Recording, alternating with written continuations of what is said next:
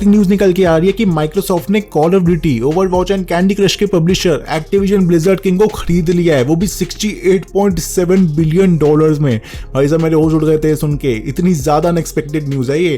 कुछ दिन पहले टेक टू चौड़ा हो रहा था कि उन्होंने जिंगा को $12.7 बिलियन में खरीद लिया है, लेकिन एक्सबॉक्स और एक्टिविजन की डील अब गेमिंग हिस्ट्री की सबसे बड़ी डील बन गई है।